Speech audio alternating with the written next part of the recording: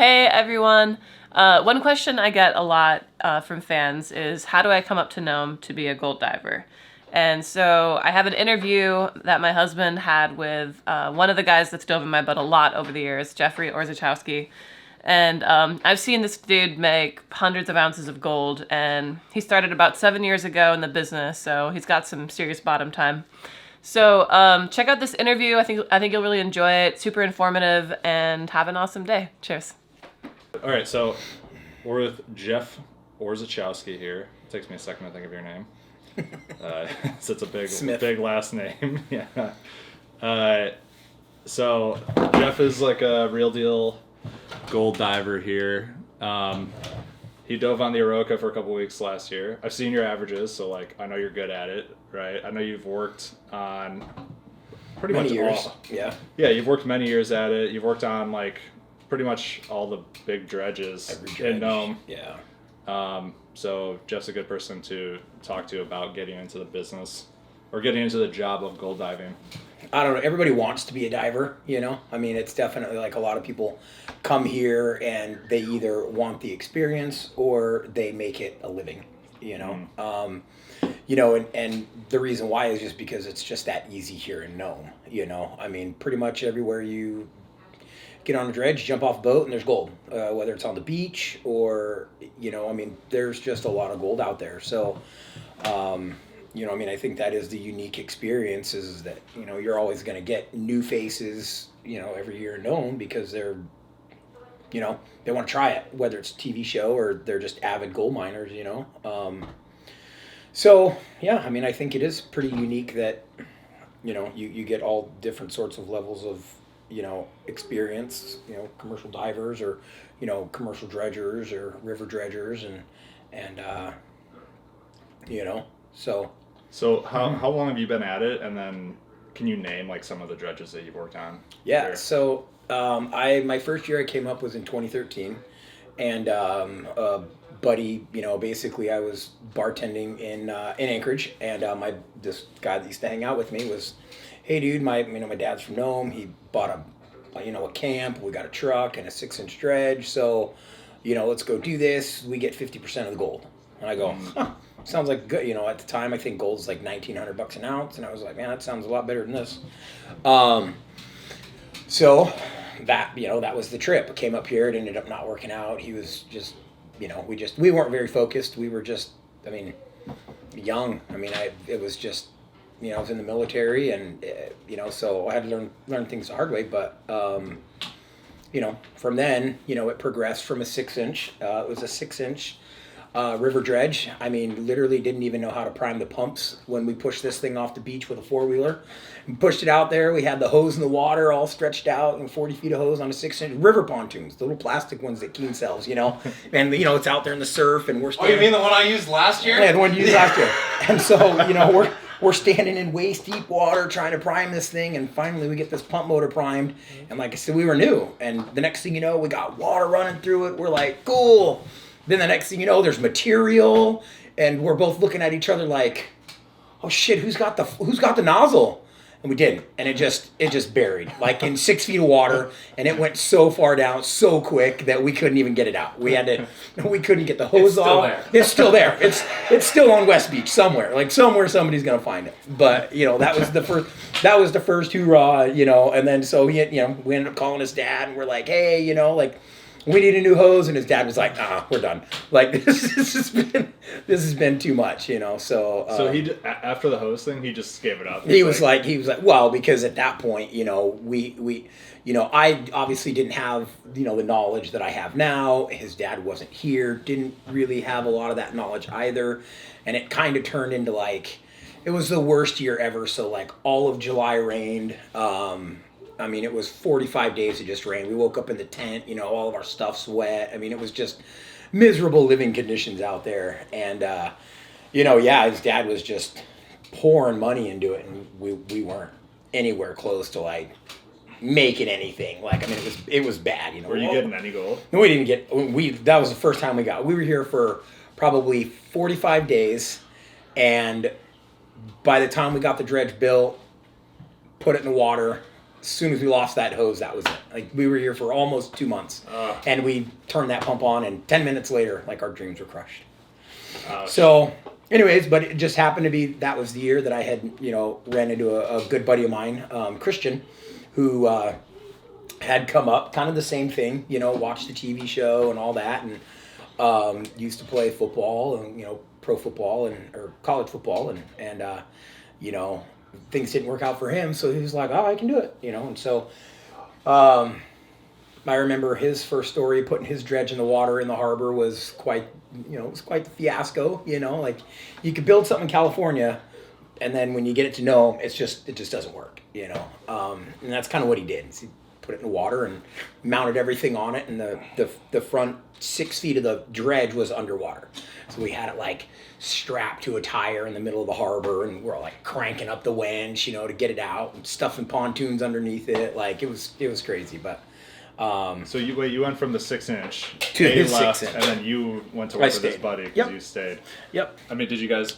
So get then on the gold in that one? Yeah. So then I ended up working with, Christian, and like I said, I mean, we were both new. Like we were both new to this, and we were very fortunate to be on a claim down east, and it produced. So I ended up just finishing out the season with him. And then that next year I came back and worked with him again. And then shortly after that, that's just kind of when I started bouncing around between a bunch of different dredges. So you kind of got the bug then? Yeah, I worked on I went from that, and then I did a couple of dives on an 8-inch. I had a guy also give me a kind of like, here's the key to my operation. It was an 8-inch. It was called the Bottoms Up. And so me and my buddy, Gary, flew in from Anchorage, and we were going to run that boat. That guy had claims all the way down, like by the Cynic. So it was like 20 miles, and it was a really fast boat. But just weather was too bad, and it ended up that dredge didn't work out. So then I worked on another one, the AU American. And we know them.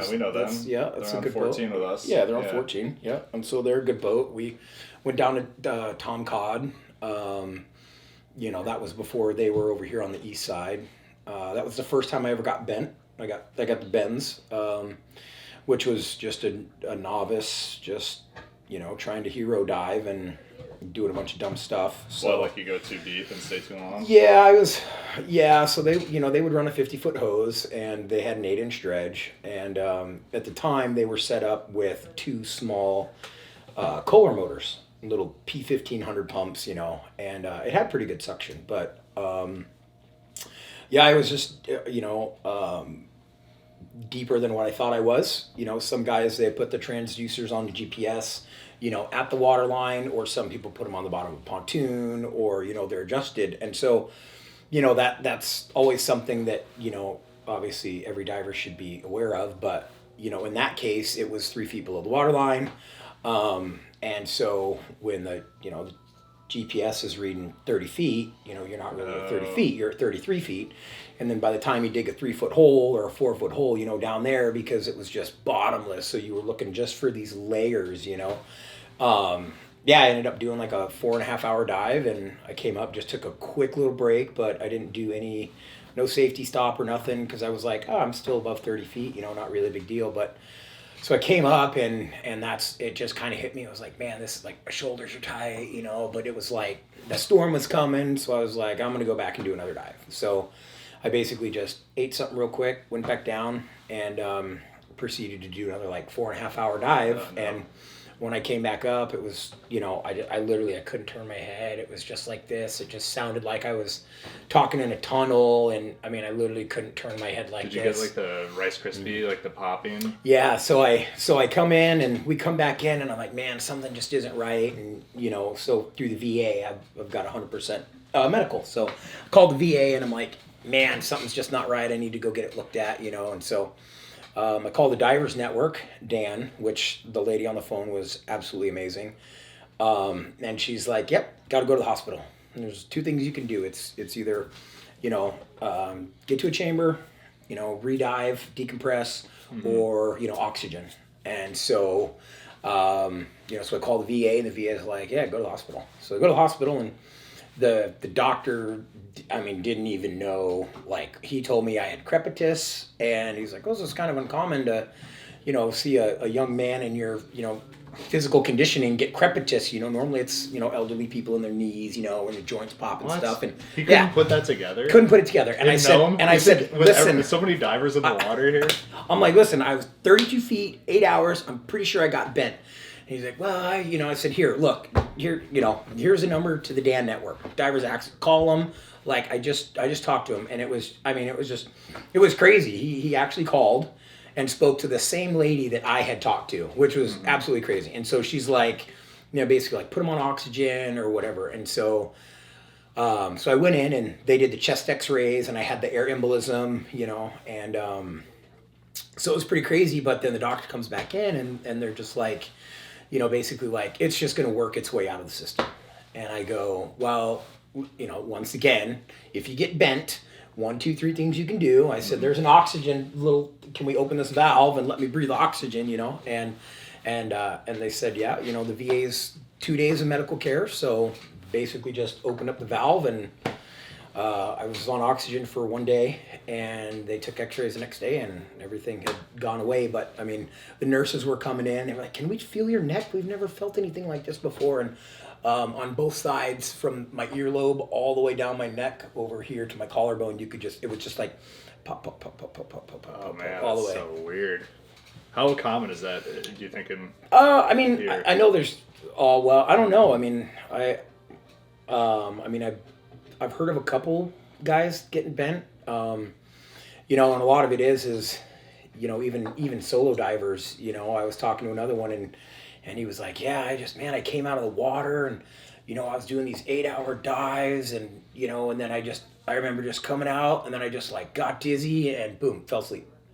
And I was like, that's because he's by himself. I'm like, that's crazy, dude. Like, you can't do that. So I think it's more common than most people think, but just people don't address it, right? Yeah. Like, if you don't have like a long-standing symptom, like literally, if I didn't have the Rice Krispies and I couldn't turn my head, it, wouldn't have known. But what's the like intensity difference between a 6 and 8, a 10, and you've worked up to like a 14-inch? Yeah, so there's. Are they like orders of magnitude as you go up? Yeah, it's more of like a patience game. The bigger you get, because you can really, if you're on a 6-inch, you can run a 6-inch all day. If you're in 20 feet of water, you can go do 10 hours. Like, it's not really a big deal. But you get to a 6, or you get to a really strong 8, or you get to a really strong 10. The biggest thing being that the hose becomes stiffer. So, you really have to just tell yourself, like, move the boat, rather than like overwork and like it just absorb just so much energy to like try and pull a 10-foot hose 5 feet where it's you just move the boat. Where's the Aroka on that spectrum? It's just a stiff hose, right? So I know it's a 10-inch. It's a 10, yeah. But it's that reinforced hose, so like, it just doesn't bend, so everywhere where you rocks. and that's where it just gets hard too, is you lose a lot of mobility the bigger you go, but the bigger you go, it's more volume. Mm-hmm. So the 14-inch dredge literally we would just make straight cuts. That's all you could do. You could, the swivel was, kind of like halfway up the hose, so it would come down, but, the hose would have its bend to move, basically your cut line. But you can't bend that. It's a straight nozzle, it just goes straight, but it's 3-foot cuts. So did you, I'm kind of like jumping around here, but before you came here, did you have diving experience or certification or anything like that? No. You just got in, huh? It was one of those things where it was, I'm a water baby. Like, I love the water. I swim everywhere, dive everywhere I can, so to me it was like, oh, face mask, and the first thing I tried diving with was one of those Kirby Morgan Exos, the plastic, still a full face, not a helmet, but a full face. And it was just really clunky, made me, it was just too big, and then I did the whole diving with the scuba goggles and the the regulator that went in the mouth, and that was actually comfortable because you could just take it out, put it in, kind of a deal. But your jaw just gets tired like chewing on a mouthpiece, So OTS has definitely figured it out with their full face mask. Yeah, I know that's what we're rocking. Yeah. What that kind of makes me think of equipment wise. Like, what are divers expected to provide equipment wise, typically, and what do dredge owners provide? Yeah, so I mean, I've worked on both sides of the spectrum. Is if you're going to dive on my boat, you're going to have your own equipment. You're going to have your own wetsuit, boots, gloves. You're going to pay for all that. I mean, wear your own your own mask. If you want to dive with a helmet, dive with a helmet. Go Exo Morgan, but you got to obviously have comms. I think that's the number one kicker is having comms in your mask. I almost drowned in 8 feet of water the second season because I didn't have comms, and regulator fell out of my mouth. I can't do it, and a big guy in a wetsuit, Farmer John, so I got 75 pounds of weight on, and it was everything that I could. And I mean, I put my arms up, said my Hail Marys, and boom, closed my eyes and went under the water, and like it was just I just watched my buddy, like he was on the boat, and I just literally watched him like turn over, and I was just exhausted. I just closed my eyes and I was like, that was it. And then he, jumped off the boat and pulled me back to the dredge and ripped the weight belt off me, but that was because, our size, his weight belt was just bigger, and we were sharing the weight belt. I couldn't get the straps off. I just could not get the straps off treading water. And so, I mean, every diver should have their own gear that they're comfortable with, whether it's ankle weights, a weight belt, a weight vest, or a harness, something. Because, the more comfortable you are, obviously the better your job is, but the safer you're going to feel. Yeah. I know our like little rig on the Roca, a lot of guys don't strap it, Yeah, I never just slip it off pretty easily. Yeah, I can't do that. I don't like having straps, and once you almost drown because of a strap, you're like, I don't need straps. So like obviously it's a dangerous job. I think people know that. How do you think about it all the time, or do you just deal with situations as they come up? Like, how do you think about the danger of the job? Yeah, I mean, I think the more familiar I get on different people's boats and different equipment, like I've had to call stops before, like, look, I'm not diving. Like, this air compressor is running at 60 PSI. I'm just not diving. Like, I'm not getting in the water because it's my life, right? So the dredge owner is like, it's been that way for a year, 2 months. And at that point, it's like, well, I'm the one underwater. Yeah, like fix it. Like it's a $250 air compressor, right? Yeah. Versus my life. Like if that was at 120 but PSI, you can we be wouldn't back even- in an hour. Yeah, it's an hour. I mean, we wouldn't be having this conversation if I felt comfortable with that thing. But I don't feel comfortable with leaky, cracked heads on an air compressor. So I mean, that's just the thing is that once you can really get familiar with somebody's equipment on the boat, then then you can just be a really efficient diver. And that was, one of the things with working on a lot of different boats is I got to see how a lot of different people, would do air systems, whether it be like a Hook Max or something like that, all in all, I think the liquid filled air compressors, Emily used to have one. It was the Jenny. That blue Jenny. The Jenny O. The Jenny. Yep, the Jenny O. And it was just badass. Twin cylinder, had an oil filled, and we filled it with the dive compressor oil, and it had a little idler on it, and you'd start it up. It would, and it would get to pressure, and so then it would kick back, and then it would just go into like an idle mode, and then it would kick back up. And so I think they were like $1,400, but because with an oil-filled compressor, you're not really as susceptible to like overheating. Like a 263 just runs the whole time. It's just running and running and running. So you get your pop-off valves, and it's like you don't need that if you just put the air compressor back in like a limp mode, basically. So getting back to your question, I think getting to know all the equipment that is on the dredge, is the big thing. Yeah, you get comfortable with the fact that your setup is gonna work. Yeah, I don't care about hot water. I mean, as a diver, I don't care about hot water. I don't care about suction. Like, I've worked with ripping suction and I've worked with horrible suction. But the only thing I care about as a diver is the air. That's it. Air compressor. That's it. Because everything else is just, you can control it. Turn the water up, turn the water down, turn the suction up, turn the suction down. But when you run out of air, you run out of air. So, all right, people always ask about pay too. So, like, you don't have to give me specifics, but how do divers get paid typically on a boat? So, when I first came up here, like I said, I was new to the game, right? I was new to diving, new diver, no experience, couldn't really bring anything to the table. So, I was learning things the hard way. Some operations would basically pay divers off of dive time. So, as an owner operator, or if you own the boat and you were diving and I was diving with you, sometimes people would do a diver split based on hours. And so where this comes into play, which I haven't heard of anybody doing this anymore, but what would happen is you would be on a schedule to say you're doing the first dive, I'm doing the second dive. And then we add up all the hours, come up with an average of the gold, and then you get paid your per hour based on your hours.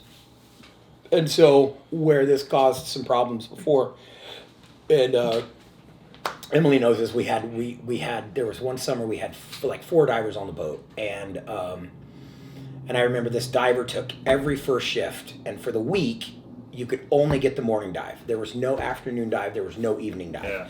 And so this diver just is putting all the hours on the box, right? And it's not that nobody else could dive, it's that he wouldn't let anybody else dive. Yeah. I was like, hey, So I need to get a shift, right? Yeah. Like, it's only, we're only diving from... I already know who this is. Yeah, and I wasn't there. Yeah. And so, I do too. and so I'm like, yeah, what the heck, dude? Like, and he's like, oh, it's my shift, whatever. And so when it came time to do the clean out, he got all the gold because he was the only one putting dives on the box, right? And so it becomes really frustrating, especially, when you can get into a dive like that. That's the situation. Now it's pretty prevalent that, you just, if you know that all of your divers are putting in the same amount of work, then it's just an even split. The boat always takes a cut, and then the divers get their cut. There's always a royalty. But, on general, a boat will take, anywhere from 40 to 50 or even 60% sometimes. Mm-hmm. So it just depends on, who you're working for and what the overhead of the operation is, you got to have new equipment, you got to wear and tear on stuff. So, yeah. But like for guys who are familiar with the fishing industry, it's right. so different because a full cruise share is like 10%. Right. But a diver will do like it averages like 20%, 50%. 15, 20, 25%. But a diver will take half of the gold. Right. And the boat will take the other half. Pretty in my much. experience, Yep. like typically Yep. after royalties. Yeah, everybody has the royalty is always a wash. What I'm learning with the business side of it and the tax side of it is that royalty though is still taxable income. Which is just ridiculous. Well, we're all to me. learning things. Which is, I know, I'm telling you, man, the This state year. of Alaska is, oh my gosh, they're getting their money. But yeah, that's pretty much what it comes down to is, the boat gets it and then, the divers get it. And so that's just the easiest way is it's just flat percentages when you got your good guys that are working. And, you're not going to bang out every dive. Some days you're going to miss a dive and some days the night guys are going to get the dives. So what's the work schedule look like then? Like if somebody's working 9 to 5 typically, like this is the total opposite of that. Yeah. So how many hours in like a month or a season are you working? How much time in the water? How much time out of the water?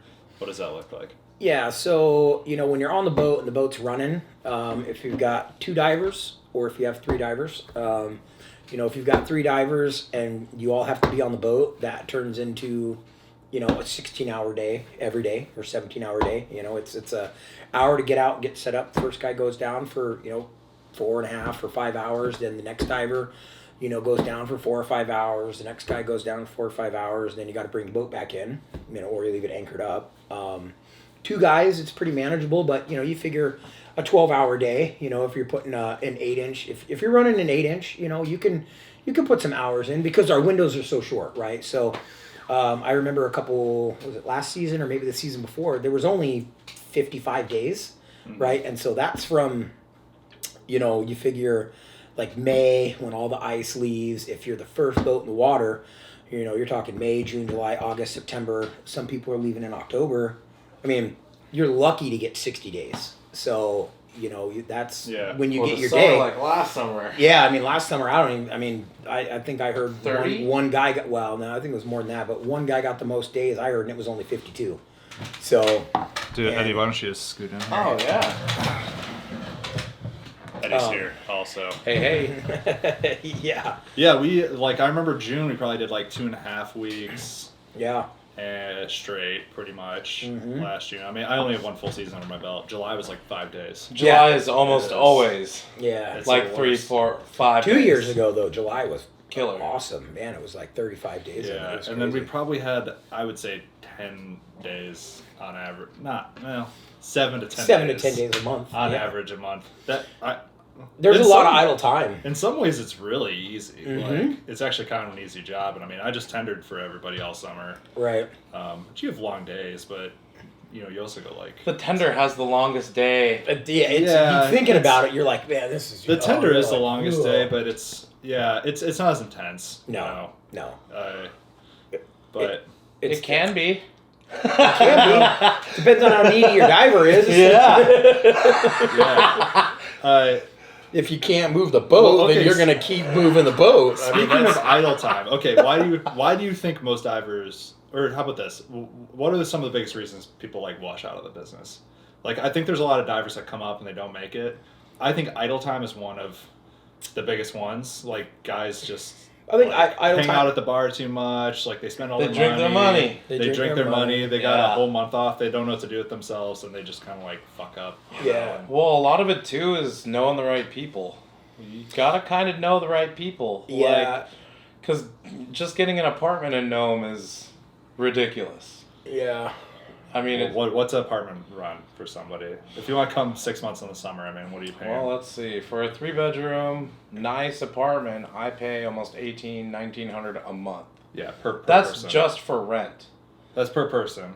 Well, it's a 3-bedroom. No, it's a 3-bedroom. Oh, it's all in on 3 bedroom. Yeah, it's a 3-bedroom, but I mean, $1,800 off of gold mining that you're not exactly killing it at. Like, It's hard. yeah, it's Yeah. hard just to want to stay here. If you're a diver and you're on good ground and you're working, It's all manageable. Yeah, you're working 20 days in a row. Like you can make some serious. Oh, money. absolutely. I mean, guys make 20, Yeah. 25, 30 G's a month. Yeah. In a good dredging period. Yeah, and that's easy to do. Yeah. But that's where, like you said, a lot of people wash out because, it's knowing people. It's obviously it's keeping yourself busy when there is downtime. But you have to always be ready to go to work, and a lot of guys just aren't always ready, to go to work after the storm. It's hard. Yeah. Weather It's- permitting. Mm-hmm. Yeah, it's hard for people to motivate themselves, but it is. I mean, it is expensive. Like we did a whole video about how expensive it is to live in Nome. Yeah. The food's really expensive. A lot of guys live in all sorts of. Guys live in Different shipping situations. containers. People live Tents. I mean Everything. I've never seen our divers really. No, Whatever. The it's right. divers on the Eroica at least are like a level of success. Where Yeah, they're not yeah. living in tents, but Yeah. they'll live in a shipping container. Yeah. Or like have a camp. They made it up out of that. insulated with a fabric stove tent. and Well, Yeah. I mean, come a long way. Started Yeah. on the beach. Oh, I hear about the old days, man. Oh, Like yeah. Em and Grant and you guys, I can't believe it. yeah, like I said, I lived in a tent, and I mean, blowing 60 out there, you find out real quick what gold is. Well, I don't know. I was fortunate enough. I had a buddy named Jeff. And my first gig in Nome, Alaska was working on the Eroica. So I was super fortunate. Yeah, he Super was fortunate. super spoiled. Super fortunate. What Did I mention I was super fortunate? what Oh gosh. what is? Can you? Maybe you don't want to say this, but do you have like a best and worst summer, like gold wise? And if you don't want to answer, you don't have to. But Yeah. I know the answer.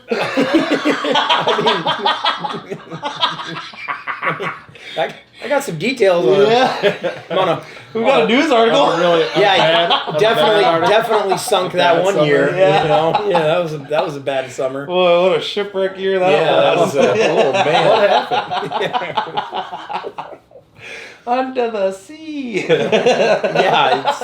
Man, I spent all summer, building a boat and getting a boat ready and got it ready, and flew back to Anchorage. I was selling my house, and I asked my buddy to watch my boat, and it didn't get watched until it was coming out of the ocean. No, we watched it. We watched it. Till it disappeared from the camera. There was about a 3-day storm there where it was blowing like 30, freezing ice. It was blowing like 45 from the north. Yeah, it was bad. Oh, no.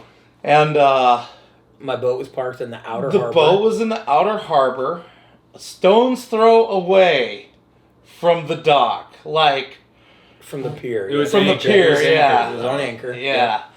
And it was like, well, it's still here, so I guess it's good, Went home, next day, man, I hope it's still there. Go down there. Hey, wasn't the boat like... What? Oh boy.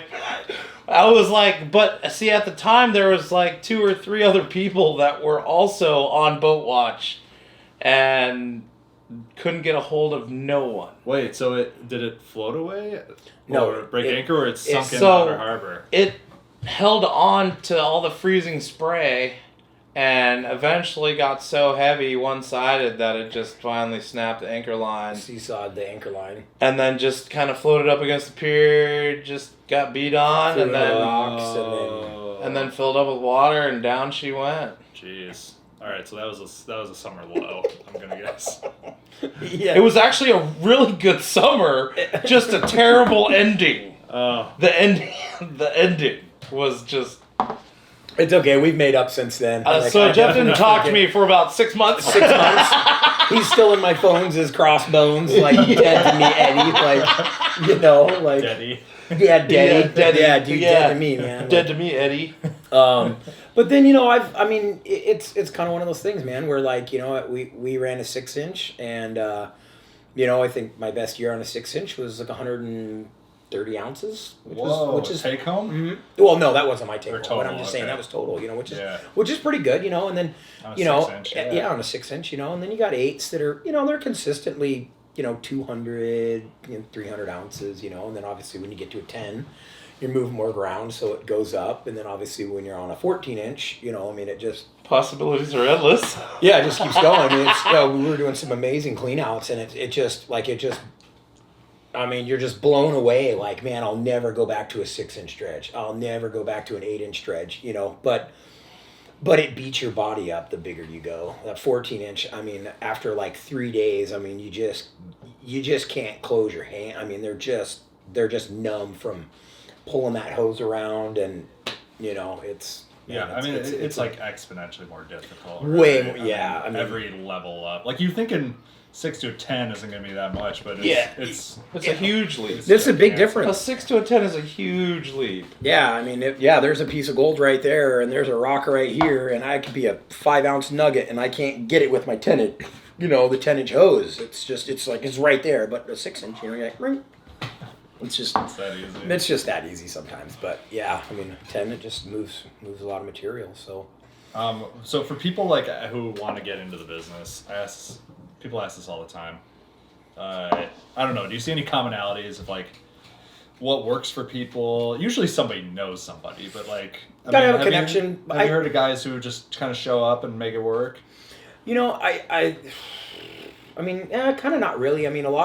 A lot of what Nome tends to be is people bring up their own operations, right? And then from there, handshakes, meet people, this, that, and the other.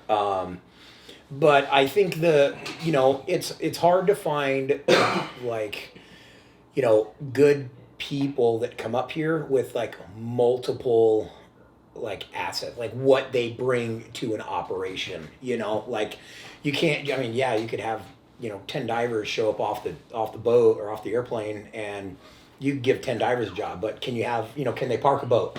Can they anchor a boat? Can they work on a motor? Can they do welding, or are they electricians? Are they motivated? Can they solve problems? I mean, there's a lot to it, which is why every year, we call it fire sales at the end of the season. Because people, they ship up these, Their big idea. operations, like, this is gonna work, and then you ship it up here and it just doesn't work. People are like, oh, selling it, I'm out. Yeah. I tried it, and a lot of that, like I said, it comes from not being able to be self-sufficient. I mean, somebody comes up here and Emily wants to give me the key and I can go take the boat out. That's because she knows that there isn't anything that I can't fix on the boat, Yeah. And so good people like that are really hard to find in Nome, that have just a really clear mechanical aptitude for, I mean, you can teach anybody to dive. I mean, you put on a wetsuit, you show them where the You gold just got to is. be dumb enough to do it. Yeah, it's. In a sense, you just gotta have none. You really have to. Yeah, you just have to have somebody that's willing to train you, underwater, like looking for things, to be like, okay, this is worked ground, this isn't worked ground, because you just throw a new diver off the end of the boat and he'll dive for 2 weeks and pull up 2 ounces of gold. So I think that's the. That's the hardest part about having new people, is that you still have to get them like in the right direction before you're just like, Hail Mary, go get it, so to speak. Well, one thing I've noticed is it's pretty rare to see a new operation start right up and take right off. Like, I haven't seen that done ever. Yeah. Yeah. It takes a season of adjusting or two, and then by the third or fourth season, now they're doing all right. Yeah. Yeah. Yeah. But usually by that time they've picked up a local, A couple locals or something, or have an in, and now they've got the right idea. But I've seen guys come up here with contraptions for like just sucking up off the beach, and 10 minutes here they've already rethought their entire configuration and they're ready to redraw up their plan. Well, I mean, you see guys who've been in the business for 8 or 9 years who, you see people on TV a lot who do this, who like build a new dredge every single year. Every single year.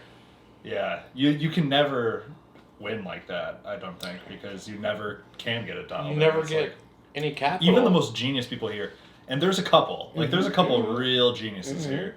It takes them a long time. Engineering to make geniuses, it. yeah. So you brought up something interesting, which is like the skill set around being a diver. Yep. Like, I would say, I mean, on the Eroica, like, we wouldn't bring on a diver that couldn't, unless you were magical about finding gold, which almost nobody is. Yeah, no. You wouldn't bring on a diver who couldn't at least be like proficient to fix small engines. Yeah. Maybe not like a serious diesel mechanic. Yeah, maybe not like But pull knows the head how to off turn and wrenches. rebuild it, But you got to be able to diagnose like if the generator doesn't start fuel or problem. something. Yeah. Or if you're not getting Fuel prime or Yeah. things like that. Yeah. Yeah. Yep. So what are the most important skills for people who want to work on a dredge? I mean, I honestly feel like, just a solid mechanical background. I mean, because you're talking mechanical, you're talking electrical, Plumbing. Plumbing. Yeah. I mean, with all, I mean, we don't do. I mean, obviously, it's a lot of it's just hose clamps, barbs, and that kind of stuff. But still, it's Something looks so knowing simple. how things are routed, Yeah. and understanding, like how Emily's heat exchanger works, or controlling flow through that heat exchanger, what that does, increase water, lower the temperature, or slow the water down, makes the temperature hotter, things like that, which anybody can know. But I think just having that strong mechanical background I think that's just the most important thing. It's huge. Yeah. Yeah. Some boating skills are helpful. Yeah, I mean, You can get away with learning. Fake it till you make it. Yeah. Yeah, well, you can. Driving a boat isn't very hard, but definitely, pulling a boat into the harbor. I mean, there's been times like Vern's guys bumped into an inflatable pontoon boat and sunk it. All that kind of stuff. we never did it, no, there's cameras, like, oh, we saw it, Well, like, you know? I've seen a prop on a barge get bent like a pretzel. Oh, like, yeah. Yeah, I mean, I've seen some pretty crazy stuff. I've seen a guy get squished, Yeah. just docking up a boat. Like, Yeah. Lots of mishaps, Yeah. So, but like you said, that, teaching somebody how to drive a boat is not necessarily, it's not a deal breaker. yeah, anybody can, So my feeling with this, like, all right, so I'm just gonna bring this all the way around, and we'll wrap up the diver part of it. If somebody really wanted to get a job as a diver, and you really had no connections, this is my feeling. Tell me if you agree or disagree with this. Show up in Nome prepared to spend the whole summer here. Like, find accommodations. Yep. Have a little money in the bank, get a job somewhere. If you are a competent person, you can get a job in this town, like, so easily. Dude, $23 an hour at the grocery store right now. I mean, it's $23 an hour at the grocery store. I mean, you can get a job anywhere. You will meet people in the gold mining business, and you can get one pretty close to the gold mining business. Like, maybe not immediately on a dredge or something. You're going to start as a tender. Yeah. 9 times out of 10, you're going to start as a tender till you get familiar with things, and then from that point, you're going to take a shift or two. And that's just depending on how much experience you have. If you're, 15-year commercial pile driver diver union, that underwater welds on bridges, and yeah, your time in the water. That person will get in the water. Yeah, immediately, yeah, no problem. Someone will give them a chance. But yeah, if you don't have much, underwater time and you're trying to be a diver, then you just have to be prepared to understand that you're going to have to do a little bit of time before you start banging out shift after shift after shift after shift after shift on a dive boat, but it's definitely about being here and having patience. A lot of people are like, hire me and then I'll come, and it's kind of like, well, there's already people here. Yeah. And the problem is that nowadays every summer, like, the divers that are available, they are few and far between now. Like, there's not really a lot of good divers left because people are swooping them up and they're training them the way they want to, and or they're getting their own operation, they're aging out. Yeah, that's Yep. The Oroka's like the right pre-retirement dredge. Yep. We're the old guy dredge. Yeah. I swear, like, our divers are always in their Which is funny because we work next to the the good tires. Good. Yeah. Well, they're good, but then, like, I do think the golden they oldies age out, a little bit. Yeah. What was I gonna say? Something deeply insightful, I'm sure. Fucking. Yeah. Show up here. Yeah, don't try and get a job online. This is the same as commercial fishing. Yeah. People are always in the lower 48. They see Deadliest Catch or something. They get on Facebook and they're like, how can I get a job? It's like, literally just show up here. I promise. It's so much harder to say no if you don't live to in somebody who's right here. Then, like, keyboard warrior. I know. Yeah. If you don't live in a small town, you don't understand, like, how accessible everybody is. But Nome is a very, very small town. Like, trust me. Right. Oh yeah. You'll yeah, and just things can happen over the course of a season, like, pretty quickly, I think. Oh yeah. Yeah. So, all kinds of things come up. Yeah, you can. Yeah, yeah, your reputation is who you are. It's everything. That's, how you hold yourself, and miners in Nome, we already don't have a really good name. A lot of the locals, they're just gold miners. You guys trash the place, and this, that, the other. So, so that's the other key thing too, is just when you come up here, even as a diver, you're already under the gun. You have to understand that you just need to respect this land and respect the people, but do your job.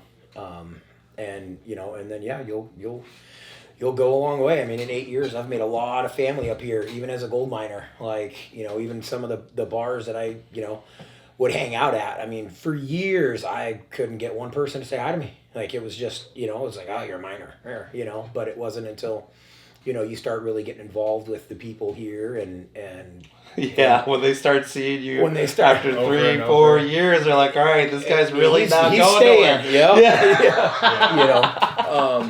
So that, that's just another thing to really take into account, is you know, if you're going to show up in Nome and you're going to dive, that's cool, but you just have to understand that not everybody's going to wave at you. You know, I mean, just they're not gonna. Yeah. But over time they will. You know, I mean, it's a friendly town, but you know, you just Deep like down, you it's said, you friendly. just gotta deep down it's friendly. You just got to get here. Okay, so last thing I'm gonna ask is on pay. Is it unreasonable if you're an experienced diver, you know how to find good ground, you know the business a little bit? Is it unreasonable to expect to come up here and make, you know, $10,000 a month diving? No, I mean that's very reasonable. You know, I mean, How about I'm not gonna go much higher than this. How about 15?